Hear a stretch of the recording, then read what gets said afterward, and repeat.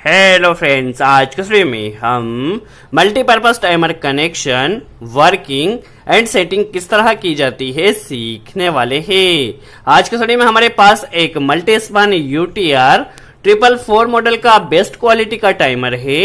इस टाइमर का यूज आप साइक्लिक ऑन टाइमर की तरह भी कर सकते हैं, साइक्लिक ऑफ टाइमर की तरह भी कर सकते हैं, ऑन डिले टाइमर की तरह भी कर सकते हैं एंड ऑफ डिले टाइमर की तरह भी कर सकते हैं। हमारे पास जो नॉर्मल टाइमर होता है वो या तो डिले ऑन या डिले ऑफ या फिर साइक्लिक ऑन या फिर साइक्लिक ऑफ टाइमर होता है। बट हमारे पास ये जो मल्टी स्पान का टाइमर है ये मल्टीपर्पज टाइमर है। इस टाइमर का यूज आप किसी भी टाइमर की तरह कर सकते हैं, जस्ट आपको इसमें कुछ सेटिंग्स करना होती है।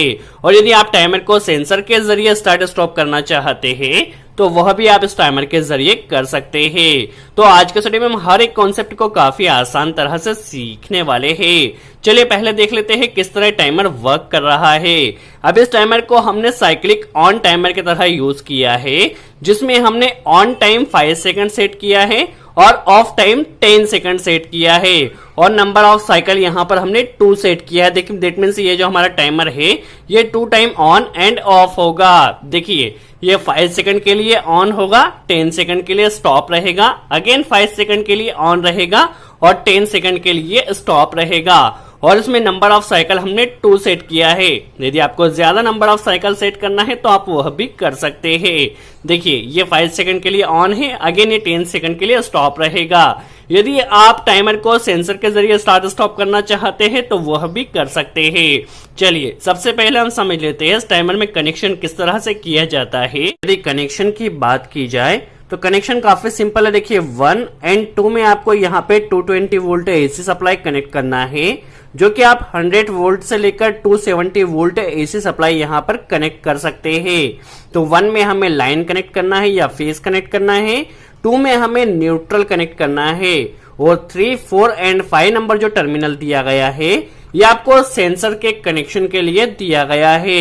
नॉर्मली जो 3 नंबर पॉइंट है यहाँ पर आपको 12 वोल्ट DC मिल रहा है, तो सेंसर का इनपुट वायर आपको यहाँ पर कनेक्ट करना है। सेंसर में जो रेड वायर होता है ये आपका इनपुट वायर होता है, इसे हमने 12 वोल्ट DC में कनेक्ट कर दिया है। जो ब्लू वायर होता है ये ग्राउंड या 0 वोल्ट होता है, तो इसे देखिए हमने 5 नंबर का पॉइंट में कनेक्ट कर दिया है। दैट में सेंसर का इनपुट कनेक्शन हो चुका है 3 एंड 5 में। अब जो सेंसर को जैसे ही ऑपरेट किया जाएगा तो सेंसर का जो आउटपुट रहेगा वो टाइमर के लिए इनपुट रहेगा। तो देखिए यहाँ पे जो सेंसर का ब्लैक वायर होता है इसे हमने 4 नंबर पॉइंट में कनेक्ट कर दिया है। तो सेंसर जैसे ही ऑपरेट होता है तो टाइमर को यहाँ पर इनपुट मिल जाएगा और जिस भी तरह से हमने सेटिंग की है हमारा टाइमर उसी तरह से वर्क करेगा। यहाँ पर देखिए हमें 2 रिले दिया गया है। यहाँ पर देखिए 8 यहाँ पे NC है, 9 यहाँ पर NO है और 10 यहाँ पर कॉमन पॉइंट है। ये फर्स्ट रिले के लिए है। सेकंड रिले के लिए देखिए 10 कॉमन है, 11 यहाँ पर NO है और 12 यहाँ पर NC है। दैट मीन्स हमें यहाँ पे 2 रिले दिया गया है, जिसके लिए हमें 2 NO और 2 NC दिया गया है। आप किसी भी NO एंड किसी भी NC का यूज कर लोड को ऑन कर सकते हैं।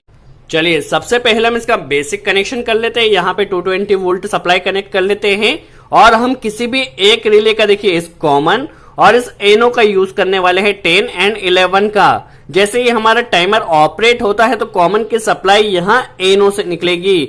यदि आपको NC का भी यूज करना है तो आप NC का भी यूज कर सकते हैं। और यहाँ पर हम 220 वोल्ट सप्लाई पहले कनेक्ट कर लेते हैं और यहाँ पे 6 एंड 7 जो पॉइंट दिया गया है रिसेट पॉइंट दिया गया है। नॉर्मली यदि आपको टाइमर का टाइमिंग अगेन स्टार्ट करना हो तो आप रिसेट बटन यहाँ से भी प्रेस कर सकते हैं या आप यहाँ पर कोई पुश बटन कनेक्ट कर पुश बटन प्रेस करके भी टाइमर का टाइमिंग अगेन स्टार्ट कर सकते हैं। तो 6 एंड 7 जो पॉइंट दिया गया है ये हमें रिसेट के लिए दिया गया है। तो चलिए कनेक्शन इसका काफी सिंपल है, हमने कनेक्शन कर लिया है।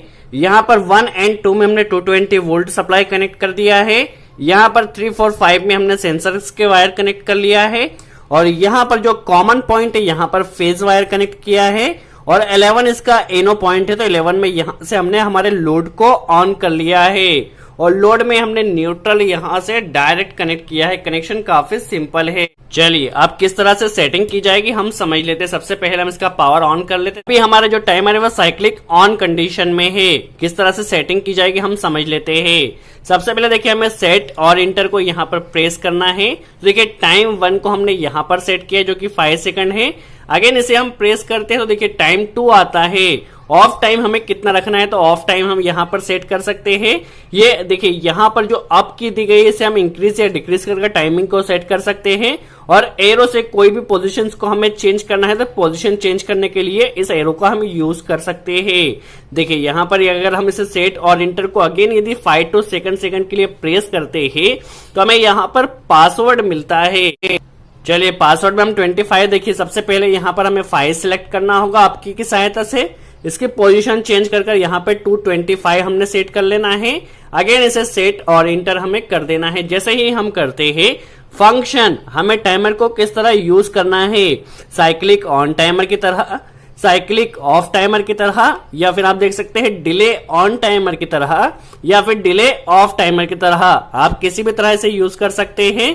सबसे पहले देखिए हम साइक्लिक ऑन और साइक्लिक ऑफ की कंडीशन समझ लेते हैं। साइक्लिक ऑन टाइमर हम समझ लेते हैं। साइक्लिक ऑन में क्या होगा, जो फर्स्ट टाइम हमने सेट किया है उतने टाइम तक हमारा लोड ऑन रहेगा और जो सेकंड टाइम रहेगा उतने टाइम तक हमारा लोड ऑफ रहेगा। साइक्लिक ऑफ में क्या रहेगा, जो हमारा फर्स्ट टाइमिंग रहेगा वो हमारी ऑफ के लिए रहेगा और जो सेकंड टाइमिंग रहेगा वह ऑन के लिए रहेगा। देखिए अभी हमने साइक्लिक ऑन सेट किया है, इसे हम अगेन सेट और इंटर करते हैं तो देखिए हमें यहाँ पे साइकिल कितने रिपीट करना है, दैट मीन्स कितने टाइम तक हमारे लोड ने ऑन ऑफ होना चाहिए। हमने यहाँ पे नंबर ऑफ साइकिल 2 सेलेक्ट किया है। आप चाहे तो इसे इंक्रीज या डिक्रीज यहाँ से कर सकते हैं जो भी आपकी रिक्वायरमेंट हो। देखिए अभी हमने 4 साइकिल सेट किया है।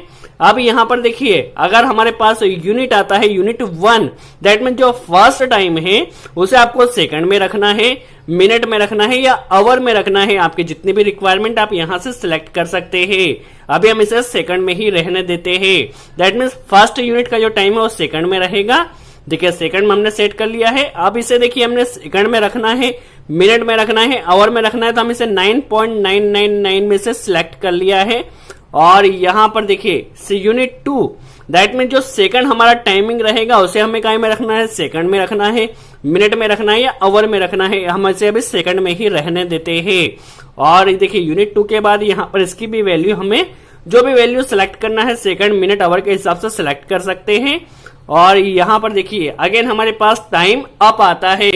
अब टाइम अप का क्या फंक्शन है, देखिए सपोज आपने यहाँ पे 10 सेकंड सिलेक्ट किया है तो यदि आपने टाइम अप सेट किया है तो टाइमिंग कैसे इंक्रीज होगा, 1 2 3 4 दैट मींस बढ़ते हुए क्रम में यहाँ पर इंक्रीज होगा। यदि आप इसे डाउन करते हो और आपने 10 सेकंड सिलेक्ट किया है तो आपको टाइमिंग जो शो होगा 10 9 8 इस तरह से यहाँ पे शो होगा। यहाँ पर हम इसे टाइमिंग अप ही रहने देते हैं। अगेन इसे जैसे ही प्रेस करते हैं तो मेमोरी दैट मींस यदि एक बार आपकी पावर जाती है तो अगेन पावर आने पर आपका जो डाटा है उसने सेव रहना चाहिए या फिर अगेन आपका जो टाइमर है वो फिर से स्टार्ट होना चाहिए। सपोज आपने इसमें 1 आवर सेलेक्ट किया है, यदि हाफ आवर बाद पावर चली जाती है और आपने इसमें नो किया है तो जब पावर आएगा आपका टाइमर स्टार्टिंग से स्टार्ट होगा। बट यदि आपने इसमें यस सेलेक्ट किया है तो देखिए यदि हाफ आवर बाद पावर जाती भी है तो अगेन जो आपका टाइमर है वो वहीं से स्टार्ट होगा। इसलिए आपको मेमोरी में हमेशा यस ही सिलेक्ट रखना है। यदि आप चाहते हैं पावर जाकर यदि वापस आए तो टाइमिंग वहीं से स्टार्ट हो तो आपको यस रखना है,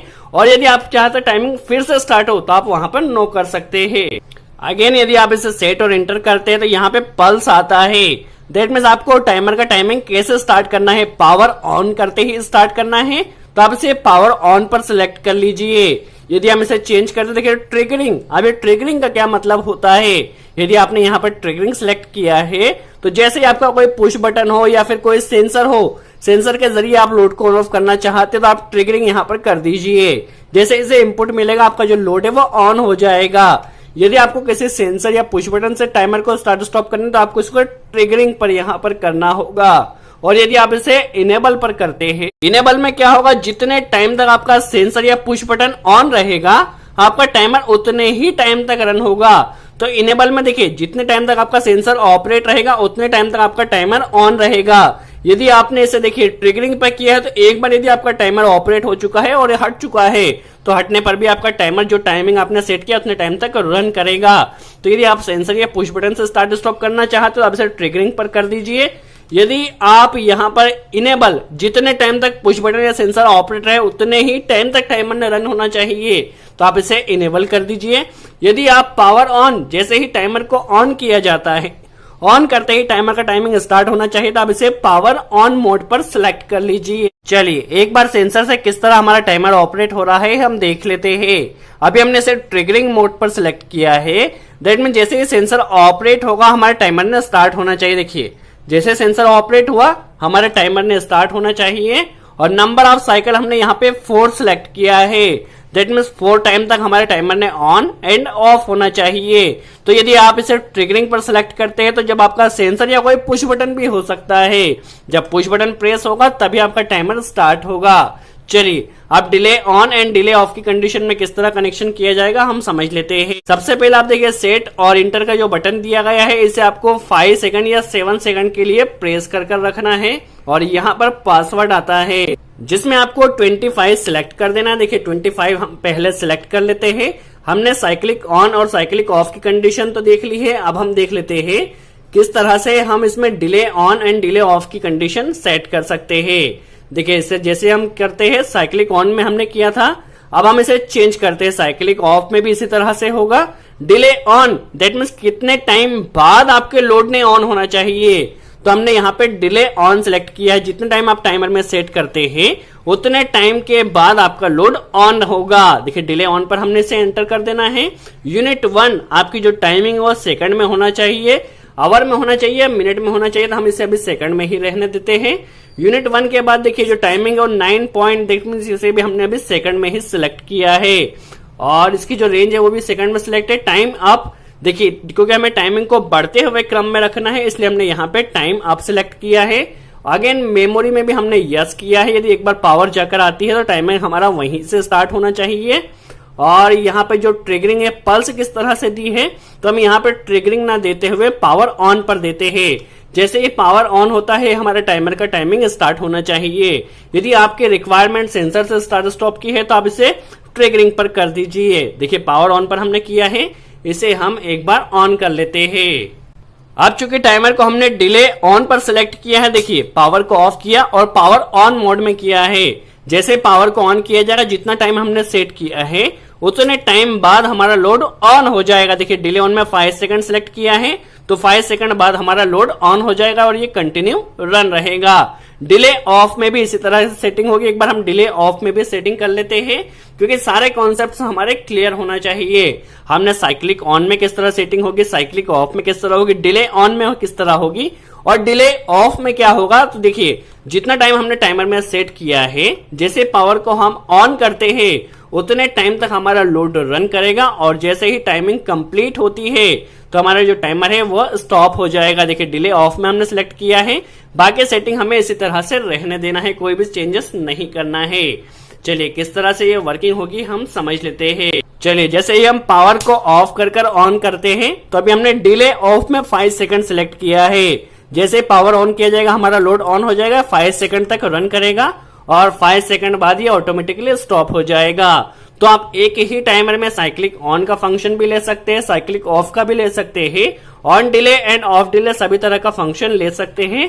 यदि आपको आपके टाइमर का टाइमिंग किसी इनपुट के जरिए स्टार्ट स्टॉप करना है, जैसे कि हमारा सेंसर हो गया, पुश बटन हो गया, तो आप उस तरह से भी इसमें कर सकते हैं। जस्ट आपको ट्रिगरिंग मोड सिलेक्ट करना होगा। सो आई होप आपको क्लियर हुआ हो किस तरह multi span multipurpose timer connection किया जाता है। यदि वीडियो अच्छा लगा हो तो लाइक का बटन जरूर प्रेस, कोई डाउट हो तो कमेंट से मैं जरूर पूछे। सो आज के लिए इतना ही।